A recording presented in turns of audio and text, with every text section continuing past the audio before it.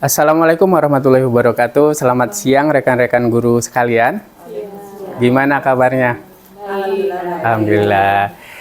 Baik, izin di sini saya mau mempresentasikan data dan juga bukti penelitian yang sudah saya lakukan di dua artikel yang judulnya Tantangan dan Strategi Guru dalam Menangani Keberagaman Siswa. Ini merupakan salah satu tugas dari pendidikan inklusif yang telah saya jalani sekarang, di mana judulnya itu menggunakan bukti penelitian untuk mendukung pendidikan inklusif. Nah, mengapa topik ini penting kita pelajari gitu? Yang pertama, untuk kesetaraan belajar. Kesetaraan belajar di sini dalam pendidikan inklusif itu membuka kesempatan belajar yang setara bagi semua murid. Ya, tidak hanya bagi yang pintar-pintar saja misalnya, tapi yang ada kekurangan atau anak-anak ABK juga itu harus setara tanpa memandang perbedaan kemampuan dan juga latar belakang. Kemampuan di sini misalnya yang kemampuan rendah, tinggi ataupun sedang itu tidak kita beda-bedakan. Sedangkan latar belakang di sini baik dari segi sosial, ekonomi dan juga lainnya. Kemudian yang kedua pentingnya itu keberagaman yang nyata. Nah, di sini guru menghadapi keberagaman kebutuhan siswa yang kompleks, misalnya dari gaya belajar, kemampuan hingga nanti kondisi sosial ekonominya juga. Kemudian yang ketiga ada keputusan berbasis bukti. Di sini bukti penelitian itu nanti akan membantu guru dan pemangku kebijakan untuk mengambil keputusan dalam pembelajaran yang lebih tepat dan terstruktur. Nah, pertanyaan utama yang diteliti di sini ada 3. Yang pertama itu tantangan guru. Nah, kita sebagai guru di kelas itu paling sering menghadapi tantangan terhadap siswa. Apa saja tantangan nyata yang kita hadapi dalam menerapkan pendidikan inklusif di kelas? Misalnya, ada yang tahu? Salah satunya mungkin keberagaman siswa ya, karena tidak ada siswa yang sama gitu. Itu baik dari segi kemampuan dan juga mungkin gaya belajarnya gitu. Kemudian yang kedua strategi efektif. Strategi efektif di sini bagaimana kita nanti dalam pembelajaran bisa menerapkan strategi sesuai dengan keberagaman tersebut, gaya belajar siswa misalnya gitu. Kemudian peran penelitian, bagaimana bukti penelitian itu dapat meningkatkan kualitas praktik mengajar dalam kehidupan sehari-hari. Nah, bagaimana bukti penelitian dikumpulkan? Nah, saya dalam penelitian ini ada 2 sumber bukti utama yang saya lakukan. Yang pertama artikel dari Munawir dan kawan-kawan. Ini dilaksanakan pada tahun 2025. Di mana kajiannya itu tentang literatur abu-abu. Ini sangat relevan dengan konteks pendidikan inklusif di Indonesia. Kemudian yang kedua ada artikel dari Diknats ini dan kawan-kawan dilakukan pada tahun 2022. Di mana ini merupakan meta-analisis komprehensif yang mencakup 102 studi dari 40 negara. Nah, salah satu dari kajian terbesar ini merupakan di bidang ini, gitu. Nah, analisis kualitas bukti. Nah, kedua sumber yang tadi saya jelaskan itu memiliki kekuatan dan juga keterbatasan. Artikel yang sudah saya teliti tadi ya, dimana kalau dari literatur abu-abu, kekuatannya itu yang pertama sangat relevan dengan konteks di Indonesia.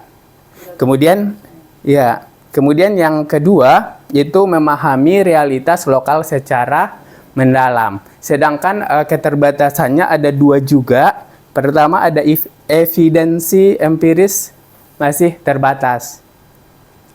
Kemudian tidak melalui peer review formal. Jadi ini reviewnya tidak formal gitu. Kemudian yang kedua meta-analisis internasional atau artikel kedua itu kekuatannya terletak pada evidensi kuat dari 102 studi secara global. Kemudian sampel besar dan juga metodologinya ketat.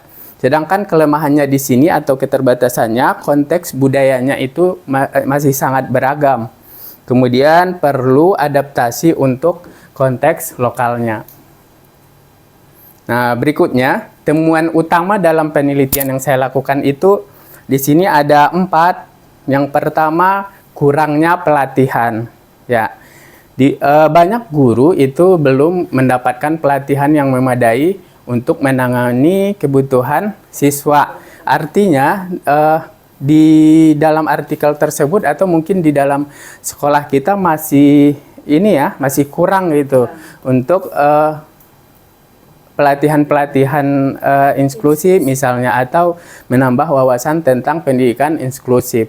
Kemudian keterbatasan sumber daya, di mana misalnya fasilitas, alat bantu, materi ajar tentang pendidikan inklusif ini atau anak-anak inklusif yang masih terbatas. Kemudian ada dukungan sekolah yang krusial. Ini dukungan kepemimpinan dan juga kebijakan sekolah itu masih menjadi faktor penentu dari keberhasilan inklusi. Terakhir itu kolaborasi meningkatkan keberhasilan. Nah, kolaborasi di sini kerjasama tidak kita perlu kerjasama, kita sendirian tidak bisa gitu. Jadi kerjasama antar guru, orang tua dan juga warga sekolah itu sangat penting dalam penelitian inklusi ini. Kemudian Bapak Ibu, di sini dampak terhadap praktek mengajar itu misalnya kita lihat dari strategi berbasis bukti. Yang pertama ada diferensiasi pembelajaran. Dalam pembelajaran itu nanti kita bisa menyesuaikan konten, proses, dan juga produk belajar kita sesuaikan dengan kebutuhan siswa di kelas. Kemudian yang kedua, strategi fleksibel. Ya, di sini kita menggunakan berbagai pendekatan mengajar yang adaptif dan juga responsif. Kita sesuaikan juga dengan materi dan kondisi siswa di kelas kita. Kemudian yang ketiga, kolaborasi aktif. Kita melibatkan orang tua seperti tadi, kemudian rekan-rekan kerja dan juga warga sekolah lainnya. Yang keempat, kita fokus pada kebutuhan siswa, ya, di mana menempatkan kebutuhan individu siswa, ya, kita jangan membeda-bedakan siswa. Menempatkan kebutuhan individual siswa itu sebagai pusat dari setiap keputusan pedagogis yang telah kita lakukan.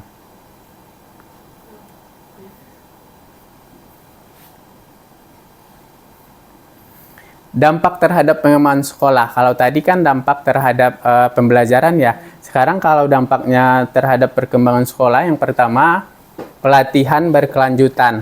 Di sini dalam pelatihan berkelanjutan itu ada program pelatihan pendidikan inklusif. Ini yang akan terstruktur dan juga berkelanjutan. Jadi nanti tidak semesta-mesta kita pelatihan ini terus hilang ilmunya. Jadi ada kelanjutan dari pelatihan berikutnya gitu. Kemudian budaya sekolah yang inklusif. Dalam budaya sekolah ini kita membangun lingkungan sekolah yang menghargai perbedaan dan juga mendorong partisipasi semua siswa.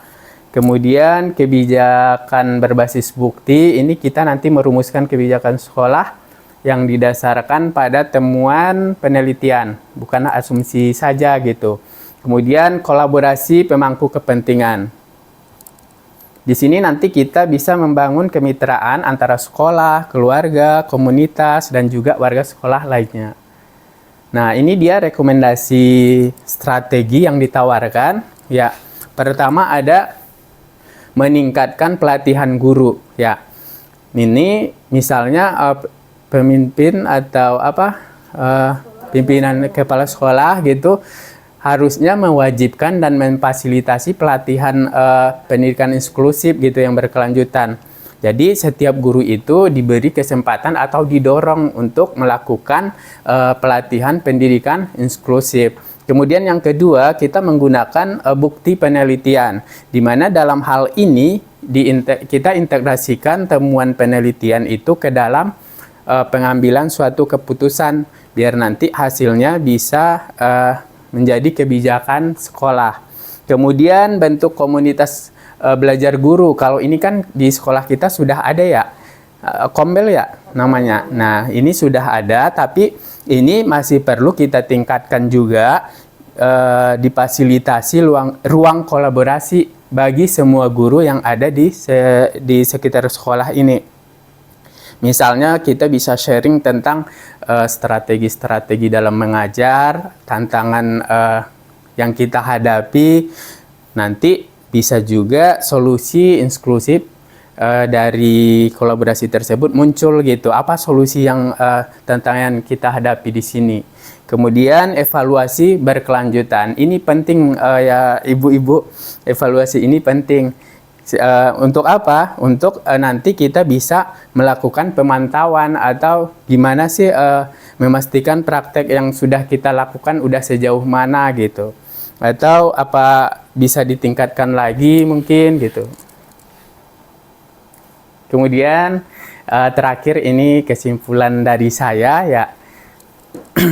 Ada 3 poin kunci yang bisa saya simpulkan di sini, bahwa pendidikan inklusif itu memerlukan dukungan sistemik atau sistematik, bukan hanya komitmen dari individu guru saja ya. Jadi kita perlu bekerja sama, tidak satu guru saja yang akan melakukan ini ya, baik dukungan dari kepala sekolah, rekan guru, dan juga guru BK gitu.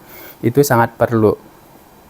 Kemudian kolaborasi ya, kolaborasi itu kunci utama dari keberhasilan inklusif di semua level ya atau tingkat. Kemudian bukti penelitian dari konteks lokal dan global itu juga harus sama-sama kita padankan, karena itu sangat berharga untuk dipadukan.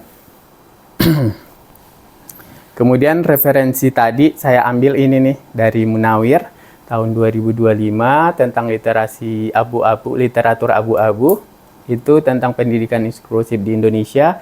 Kemudian Diknat tahun 2022, dia itu tentang meta-analisis 102 studi dari 40 negara. Nah, ini dia Bapak Ibu yang bisa saya sampaikan. Nanti saya minta tolong diisi ini formulir umpan balik ya terkait presentasi saya hari ini ya.